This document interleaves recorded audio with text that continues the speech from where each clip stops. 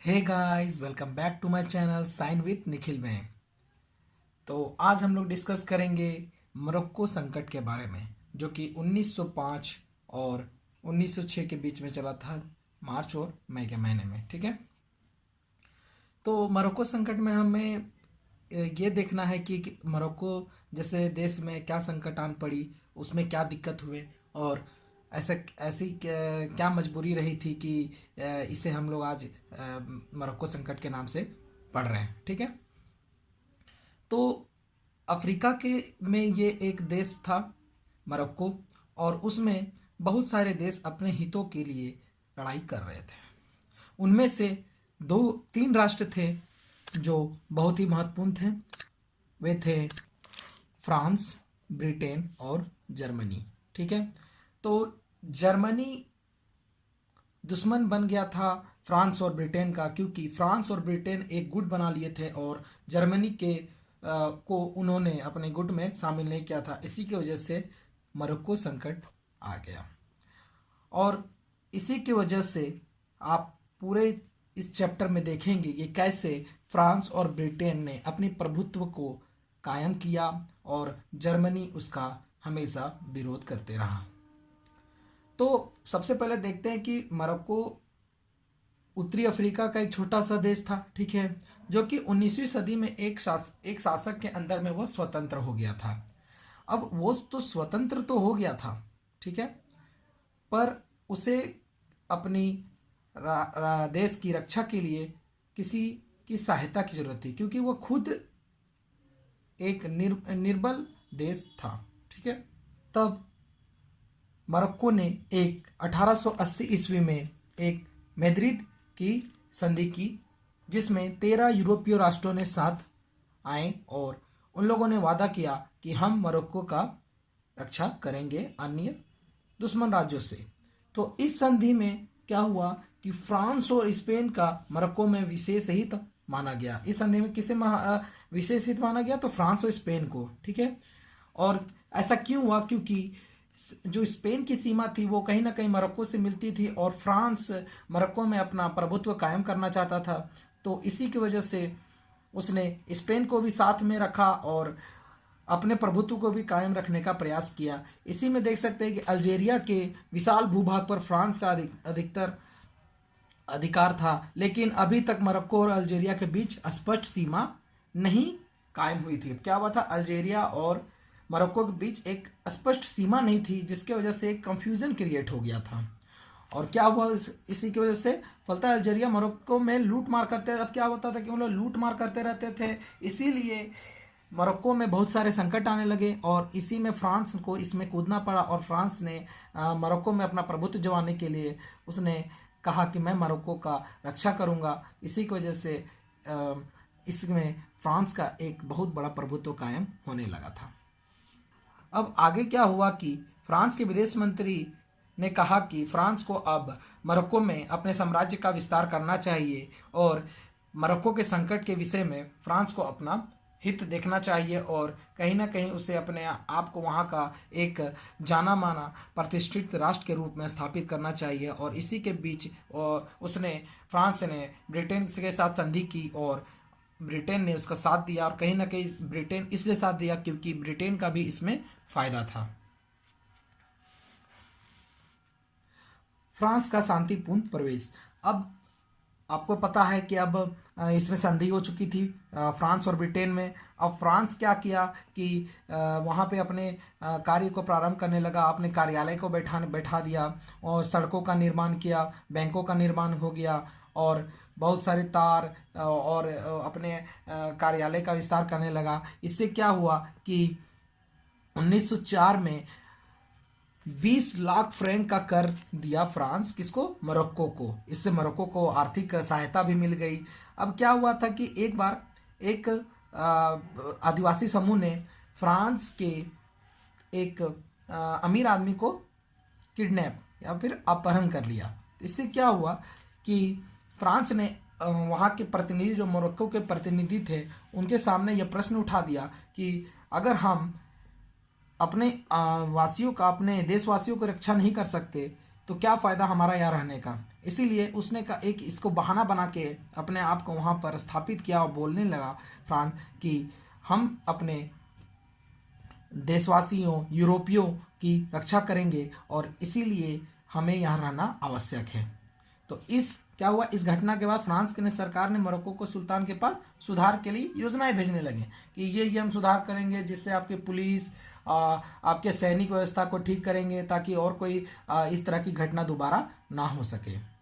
तो इस प्रकार आंग्ल फ्रांसीसी समझौते के बाद ब्रिटेन के विरुद्ध से निश्चित होकर फ्रांस मोरक्को को अपना पूर्ण अधिकार में लाने का कार्य शुरू कर दिया। इसी के साथ क्या हुआ, इसी घटना के बाद आंग्ल फ्रांसीसी समझौते के बाद फ्रांस जो था अपना प्रभुत्व कायम करने लगा।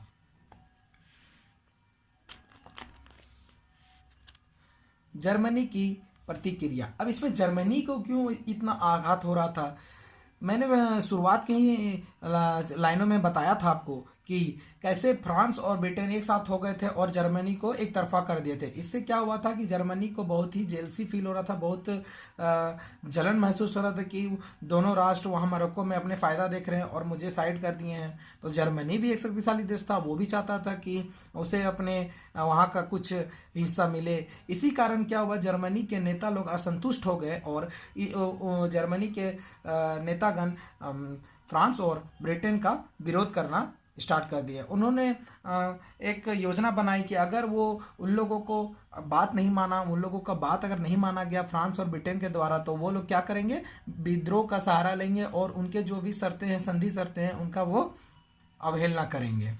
मगर क्या हुआ, लेकिन प्रारंभ में जर्मनी का चार्ल्स जॉन धैर्य से काम लेता रहा और इस पर अनेक तत्कालीन किसी प्रकार की प्रतिक्रिया व्यक्त नहीं किया और उसमें प्रतिक्रिया व्यक्त नहीं किया और शांत बैठा रहा, देखता रहा कि क्या इन लोग का विचार है, क्या वो करना चाह रहे हैं, और उसी में वो अडिग रहा। और बाद में उसने यह निश्चय किया कि अब हमें और धैर्य नहीं रखना है और अब हमें अपने अधिकार के लिए लड़ाई करनी है।